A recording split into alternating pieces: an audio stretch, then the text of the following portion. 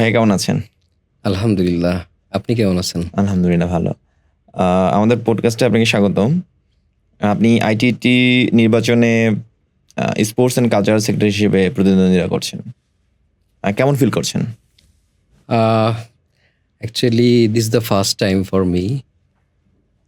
তবে আমার যে কানেক্টিভিটি আছে বা আমার যে ফেস ভ্যালুটা আছে এবং আমি স্পোর্টস নিয়ে যেই কার্যক্রমগুলো আমার স্কুল লাইফ থেকে করেছি, সেই জায়গা থেকে আমার কাছে মনে হয় আপ টু ইউনিভার্সিটি লাইফ এবং আমার জব লাইফে আসার পরে আমি আইটিটির সাথে আরও সম্পৃক্ত ছিলাম এবং লাস্ট আইটিটির যে ফুটবল টুর্নামেন্ট হলো সেখানে আমি ইউনাইটেড 22 থেকে চ্যাম্পিয়ন টিমে আমি খেলেছি এবং ক্রিকেট। আসলে ভাই আপনার খেলাধুলার তাহলে অনেক অভিজ্ঞতা আছে। এক্স্যাক্টলি। আপনার অ্যাচিভমেন্ট নিয়ে কিছু বলবেন? অ্যাচিভমেন্ট নিয়ে যদি বলি তাহলে ডেফিনেটলি আমার হলো স্কুল লাইফ থেকে আমি খেলাধুলা স্টার্ট করছি। আমি লং রান সেখানে আমি প্রাইজ পাইছি আর কি।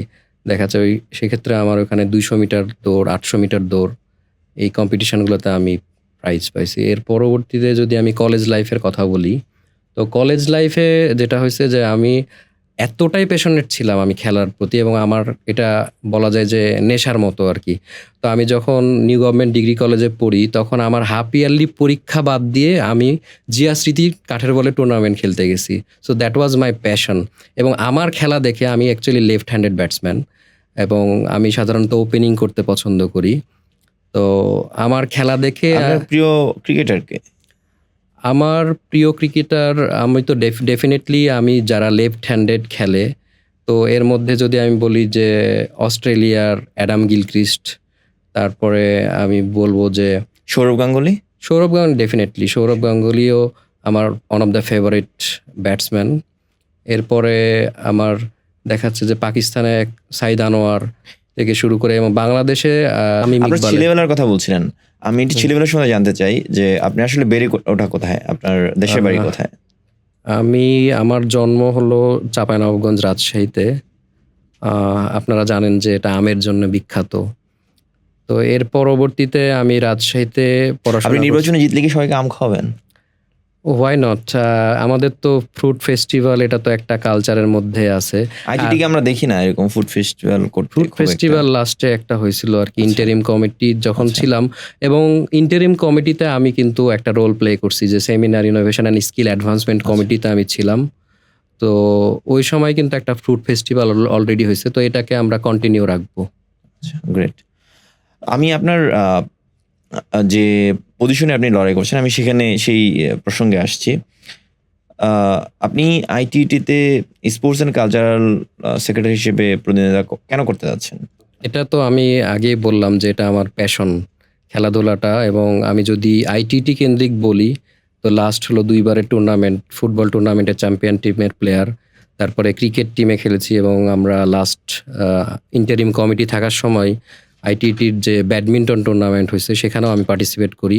এবং অনেক আগে একবার হলো আমাদের ইনডোর টুর্নামেন্ট হয়েছিল তো আইটিটি অফিসে, তো ওইখানেও কিন্তু আমি কিছু ইভেন্ট লাইক টেবিল টেনিস থেকে শুরু করে ক্যারাম আরও কিছু ইয়েতে পার্টিসিপেট করেছিলাম খেলাধুলায়।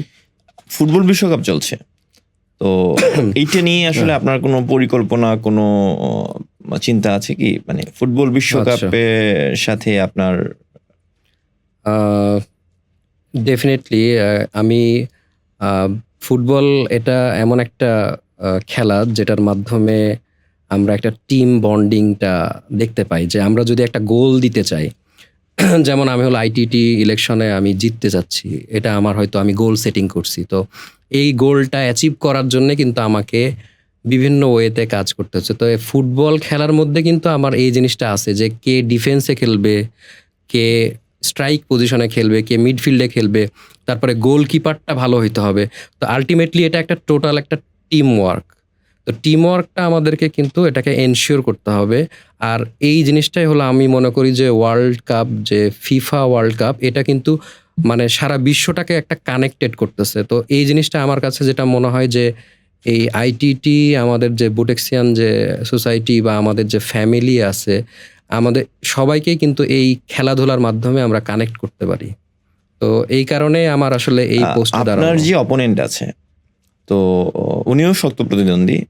তো সেই জায়গায় ওনাকে বাদ দিয়ে আপনাকে কেন হচ্ছে ভোটাররা ভোট দিবে? আপনার স্পেশালিটি কি? এখন এক্ষেত্রে আমি আবার যেটা বলব যে আমি আ খুব কম খেলা আছে যেটা আমি আসলে খেলি নাই বা আমি খেলাতে এক্সপার্ট না। আ আমার যেমন সামনে আমার লন টেনিস খেলার প্ল্যান আছে। আপনি তারপরে কি গলফ করবেন? খেলার। আপনি আইটিটির যে সম্পাদক পদে নির্বাচিত হলে, স্পোর্টস হুম। এবং কালচারাল সেক্রেটারি পদে নির্বাচিত হলে আপনি কি করবেন? অ্যাকচুয়ালি আমি যেটা করতে চাই যে আমাদের আইটিটির যে খেলাধুলাগুলো আগে হইতো ইনডোর থেকে শুরু করে আউটডোর, এটাকে যাতে এটা কন্টিনিউয়েশনটা রাখতে হবে এবং এর পাশাপাশি আমার কাছে যেটা মনে হয় যে বুটেক্সিয়ান সোসাইটি এটা একটা আমরা ফ্যামিলির মতো সবাই বুটেক্সের। তো যার কারণে আমরা যেটা করতে পারি যে এনগেজমেন্টটা যাতে ফ্যামিলি লেভেল পর্যন্ত যায়। আমরা শুধুমাত্র ছেলেদেরকে কেন আমরা এখানে ইনভলভ রাখবো বা আমাদের মানে আপনি বাচ্চা-কাচ্চা যারা চাচ্ছেন যে আছে আসলে এটা শুধুমাত্র আইটিটি সদস্যদের মধ্যে না, তাদের পরিবারের মধ্যেও হচ্ছে ডেফিনিটলি থাকবে। এবং যেখানে যারা বাচ্চা-কাচ্চা আছে তাদের ক্ষেত্রে আমরা যেটা করতে পারি যে আমরা আচ্ছা, আমি আরেকটা করি। আপনি হচ্ছে আইটিটি সাধারণত দেখা যায় যে সে যত টুর্নামেন্ট করে সবই আসলে ঢাকা কেন্দ্রিক। তো এক্সাক্টলি আপনার কি আসলে ভিন্ন কোনো পরিকল্পনা আছে? এটা ডেফিনিটলি আপনি ঠিক ধরছেন যে আমি আসলে এই বিষয়টাই আমি কথা বলতে যাচ্ছিলাম যে অ্যাকচুয়ালি আমরা বিভিন্ন জোনে কাজ করি। যেমন আপনি যেমন দেখা যাচ্ছে কেউ সাভারে, কেউ গাজীপুরে, কেউ নারায়ণগঞ্জে, কেউ ময়মনসিংহে। তো সবার পক্ষে কিন্তু একদিন মাত্র ছুটি ম্যানেজ করে ঢাকাতে এসে ওসমানী হলে খেলা এটা আসলে কোয়াইট ইম্পসিবল। তো এই ক্ষেত্রেও আমার ডেফিনিটলি প্ল্যান আছে। ইভেন আমার কোথায় টার্ফ আছে। ফর এক্সাম্পল গাজীপুর জোনে শালনাতে টার্ফ আছে এটা আমি অলরেডি জানি। এই ইনফরমেশন আমার কাছে আছে। সো এভাবে করে জোন ভিত্তিক যদি আমরা কিছু খেলা অ্যারেঞ্জ করি তাহলে এটা আমাদের জন্য আরো আপনার চিন্তাটা ভালো। খুবই ভালো লাগলো। আমরা আসলে বিস্তারিত জানতে পারলে খুবই ভালো হবে।